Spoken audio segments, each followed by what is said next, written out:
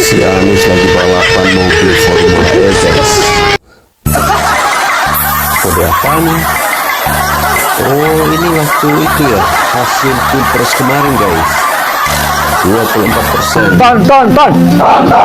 Ya. Ton. Ini parah nih.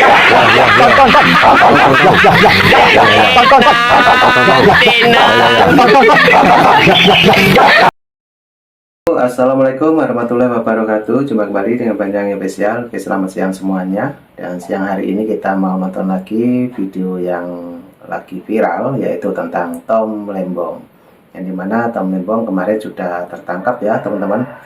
Jadi bagaimana videonya nanti kita tonton bersama-sama. Jangan lupa dukung terus Panjang yang spesial. Dan kali ini di bagian awal kalau nggak salah ada Mbah Amin juga, tentunya dengan parodi lucu. Oke, lanjut untuk videonya kita siapkan dulu, nanti kita tonton bareng.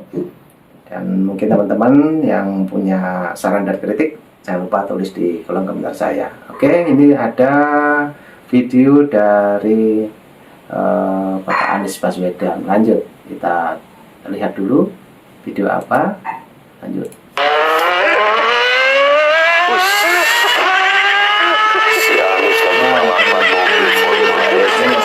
Lah. Oh, ini waktu itu ya, hasil pilpres kemarin, guys. Nah, ini ada foto ataupun profil dari Tom Lembong. Siapa yang nggak kenal dengan Tom Lembong? Dia juga sahabat karibnya Bapak Anies Baswedan. Lanjut, untuk videonya kita tonton lagi. Let's go. 24%. Ton. Ya. Ton. Ini parah nih.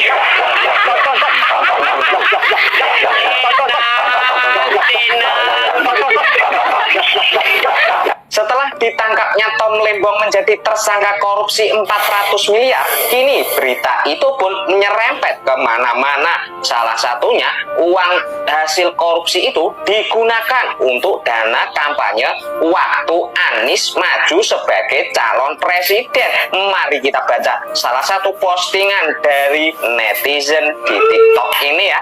Ada dugaan aliran uang korupsi 400 miliar. Tom Lembong digunakan untuk dana kampanye Nyapres Anies Baswedan. Andaikan ini terbukti hasil uang korupsi itu digunakan untuk dana kampanye, wow, coming soon abah, siap dipesankan rompi pink beserta jangan lupa Formula E. Alat jabang baik akeh temen toh iki.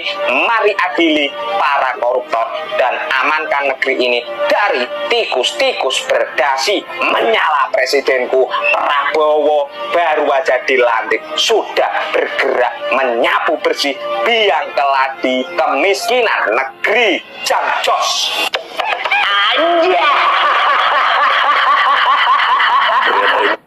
Nah, tadi juga ada keterangan tentang Tom Lembong teman-teman ya. Dan di depan tadi juga ada Mbah Hamid yang begitu wow, dengan semangatnya ya. Lanjut lagi untuk videonya, ini ada Bapak Anies Baswedan. Lanjut. Kasihan gitu aja, guys. Caimin, Ini parah nih. Caimin tahu nggak bahwa Tom Lembong itu udah jadi tersangka? Saya terus terang nggak tahu gitu, tiba-tiba Kok nggak tahu sih? Masa sih nggak ada yang ngasih tahu sama Caimin? Parah nih. saya tidak tahu. Masih apa nggak ngasih tahu? Terus terang saya tidak diberitahu.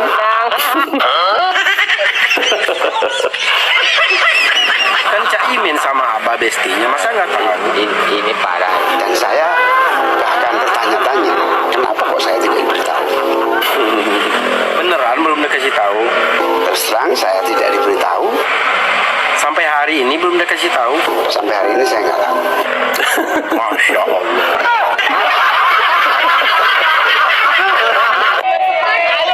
Nah, tadi juga Mas Jimmy ya, begitu lucunya ngobrol langsung dengan Caimin. Oke, lanjut untuk videonya. Ini ada Bapak Jokowi ya.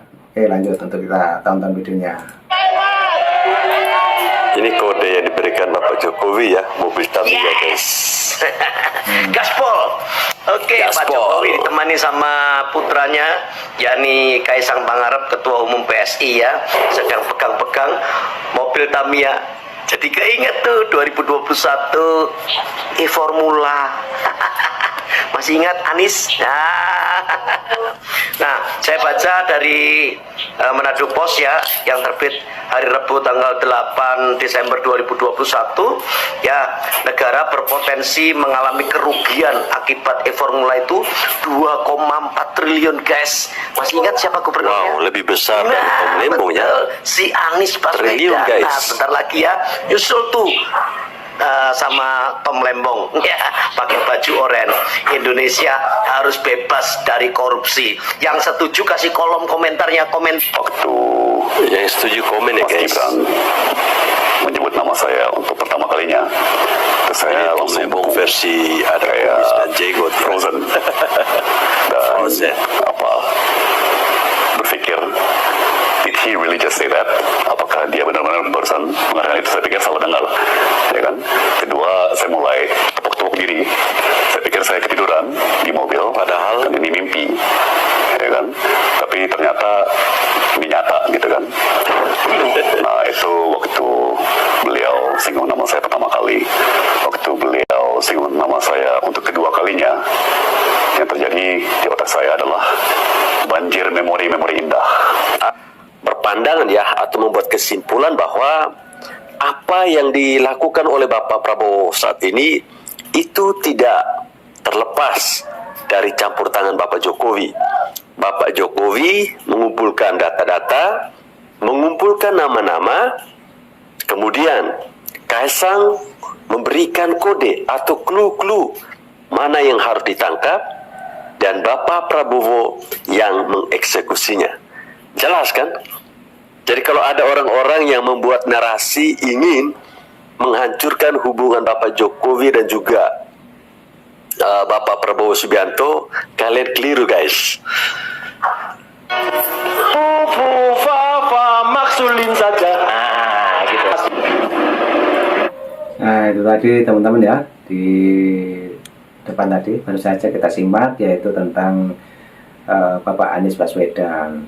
Dan ternyata teman akrabnya yaitu Tom Lembong sudah ketangkap duluan. Jadi siap-siap ya untuk Bapak Anies Baswedan. Oke, lanjut untuk videonya, kita dengarkan lagi dan kita tonton sampai habis. Lanjut. Hei anjing bangsat Roy Suryo, kalau kamu bisa maksulin Gibran, potong kontol saya ya. Astaga. Orang muka monyet gitu kok. Kamu itu cuman ganti nyamen rais kuar-kuar doang, nggak ada nyatanya. Semakin Anda berkuar-kuar, semakin rakyat membencimu dan membenci keluargamu semua. Soalnya keluargamu adalah, kamu ini adalah keturunan anjing. Bapakmu, ibumu dulu dientot anjing, makanya punya anak kayak bajingan kamu itu. Kamu kan bajingan ya, kan, maling panci, menteri itir asu kamu itu. Monyet lu. Maksulin saja. Nah, gitu. Setuju? Tentu terus adili. Kalau ini adil Fufafa, ayahnya Fufafa, bapaknya Fufafa itu dulu. Silakan Fufafa. Sebenarnya maling panci. Suryo kerjaannya maling panci. Diangkat jadi menteri malah nyolong panci. Itulah kelakuan si Roy Suryo. Roy Suryo maling panci, gua ketik di Google aja muncul nama Roy Suryo yang keluar gambar panci karena lu pelaku kejahatan nyolong panci. Malu-maluin mertua lu. Lu malu-maluin mertua itu lu, Roy Suryo. Ahli IT apa lu? Masa ahli IT waktu dulu kasus si Ratna Sarumpait katanya kena tonjokan, rupanya dia pakai masker. Itu kan hasil IT-nya lu. Operasi plastik bang. Bikin dasar si Roy Suryo nih.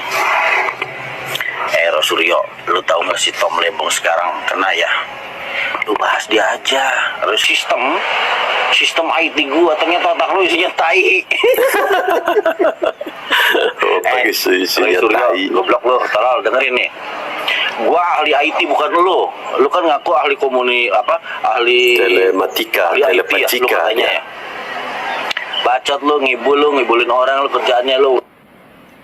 Halo, dengan saya Darsa Maratoro. Ya, kita coba membahas sedikit tentang masalah akun Fufu Fafa yang lagi viral. Ada beberapa pihak, termasuk itu Roy Suryo tuh, ngotot-ngotot pengen supaya akun ini ditindak tegas gitu loh ya.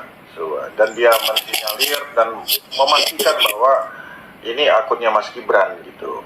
Ya, pertanyaan pertama yang harus dibuktikan bahwa satu, ini apakah akunnya Mas Gibran atau bukan gitu loh ya. Itu juga belum tentu. Menkominfo sudah ngomong itu bukan akunnya.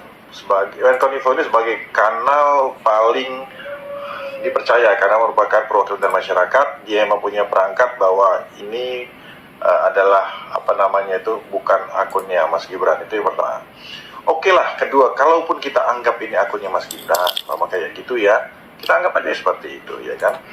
Bahwa pasal 27A dan pasal 28 ayat 2 Undang-Undang ITE itu, kalau itu masalah pencemaran nama baik, itu adalah delik aduan. Nah, korbannya ini masalah gitu mah ya biasa-biasa saja, udah sering kok dijelek-jelekin orang, difitnah, itu udah biasa. Jadi hal-hal seperti ini tidak mengganggu beliau. Jadi malah ada unsur pengen mengadu domba masalah ini.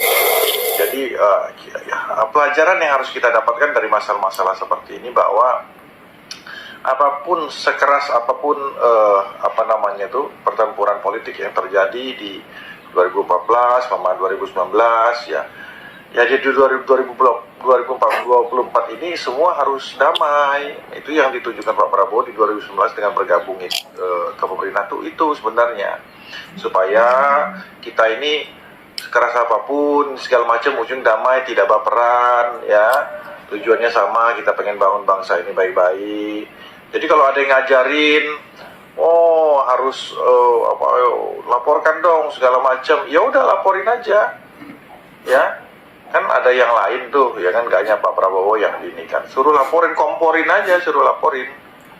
Nah, tukang kompor itu namanya ya, tukang kompor ini yang harus kita sinyalir gitu loh, motifnya apa ya. Masa kan analoginya gini, ada dua orang, satu ngejek yang satu tidak merasa terhina segala macam, habis itu ada orang ketiga yang ayo dong laporin dong, iya kan, kamu kan diejek lah, orang gue nggak merasa terhina, gue juga belum tahunya bukannya dia. Nah, habis itu ada orang yang ketiga ini maksa-maksa gitu loh.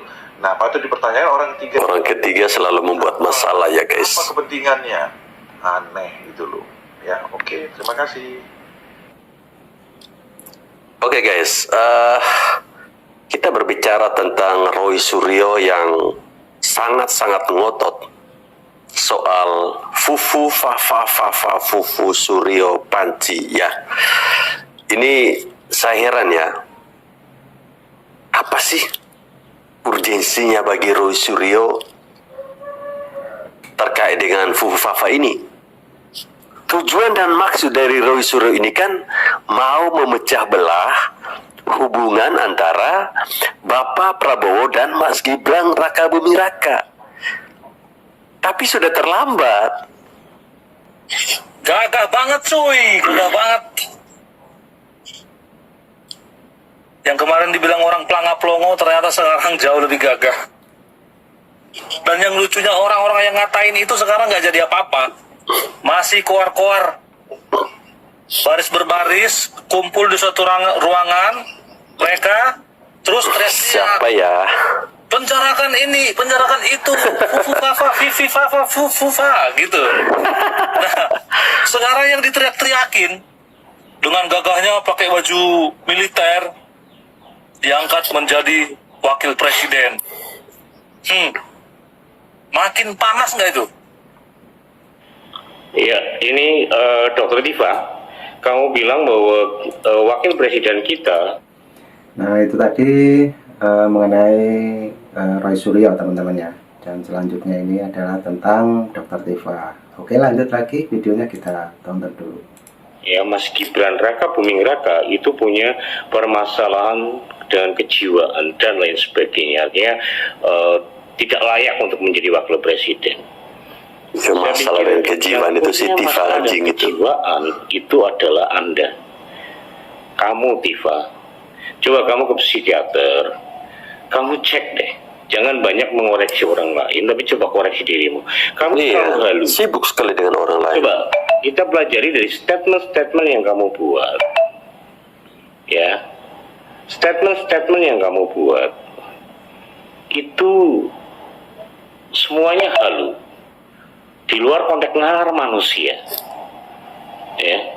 Jadi kalau yang punya kejiwaan, kalau bilang, saya bilang kamu stres, depresi, ya kamu ya stres lah bang. Kamu tuh dokter yang udah.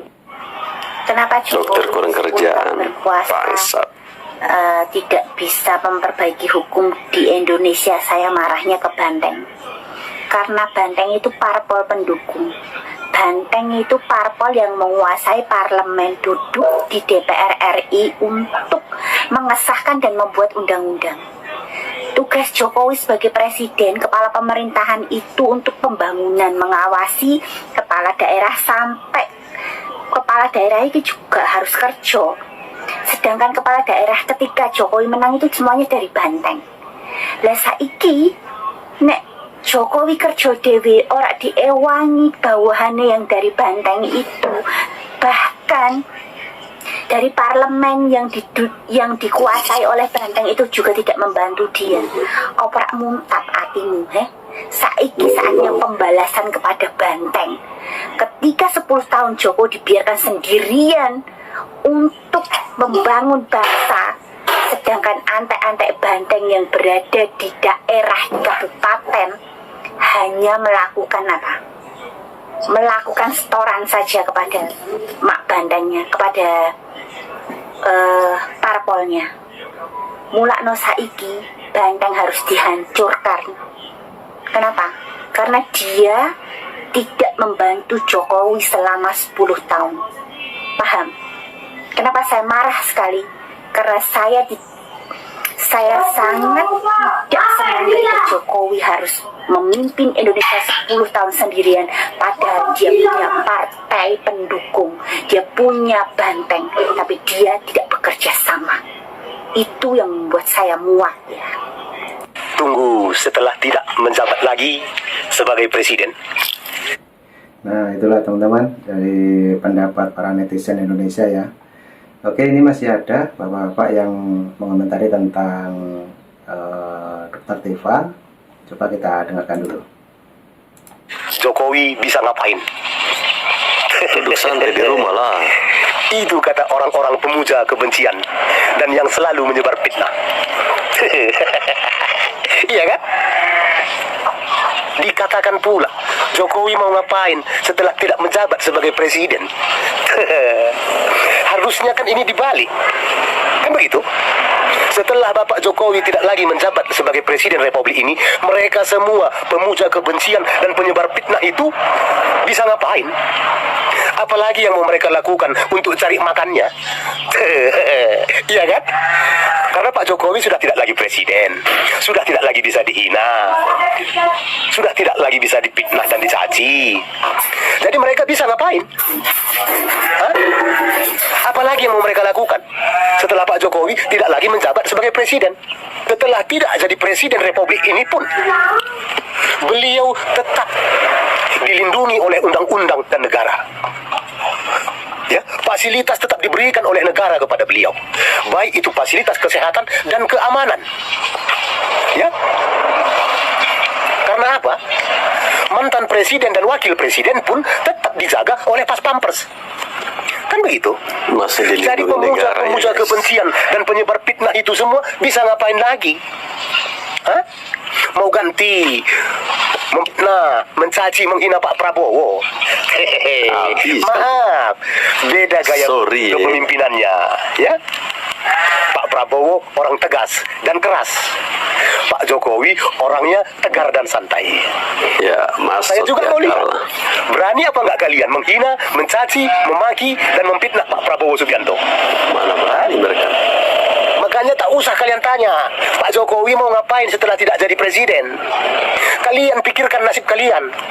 Mau jadi apa kalian setelah Pak Jokowi tak lagi presiden? Hah? Apalagi kalian buat cari makan kalian. Iya kan?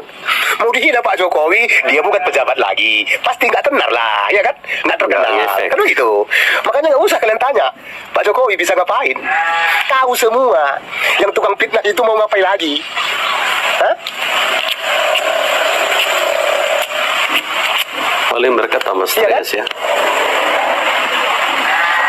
Kalau Pak Jokowi pensiun berhenti jadi presiden, gajinya full dia terima sepanjang masa hidupnya. Ya, berapa gaji dia selama menjabat sebagai presiden? Setelah dia tidak presiden pun gaji itu akan tetap full dan sama dia terima, dan fasilitas yang sama. Kalian mau ikut Amin Rais? Hah? Ikut Anies Baswedan buat partai? Ikut Faisal Asegaf? Atau ikut Rizik Sihab? Hah? Mau ikut siapa kalian yang suka memfitnah, menghina dan mencaci itu? Makanya jangan kalian pikirkan nasib orang yang udah dijamin oleh negara. Ya, pikirkan tahu nasib sendiri. semua, pikirkan nasibmu dan keluargamu. Kalau Pak Jokowi setelah tidak presiden lagi pun dia tenang sampai akhir hayatnya. Ya, karena itu tadi semua fasilitas untuk keperluan Bapak Jokowi ditanggung oleh negara. Kalau kalian, ya paling-paling kan mengharapkan bantuan sosial lagi yang selama ini merasa sok hebat. Hah? Padahal penikmat bansos semua kalian kan. Jadi tak usah pikirkan nasib Pak Jokowi ya. Nasibmu dan keluargamu lah kau pikirkan. Ya, aku minum kopi dulu. Ya. Nah, oke teman-teman, itulah kritikan dari para netizen, yaitu pembela Pak Jokowi ya. Dan video tadi sangat komplit sekali. Di depan tadi ada Mbah Amin yang memparodikan momen-momen lucunya. Juga tadi ada Bapak Anies Baswedan, juga ada Roy Suryo, dan yang terakhir adalah tentang Dr. Tifa. Oke teman-teman, jadi yang mungkin punya saran dan kritik ya, silahkan tulis di kolom komentar saya mengenai video yang baru saja kita simak bareng-bareng. Oke, terima kasih semuanya. Nanti juga ada video lagi, tetap di Banyuwangi Official. Terima kasih. Assalamualaikum warahmatullahi wabarakatuh. Sampai jumpa. Thank you.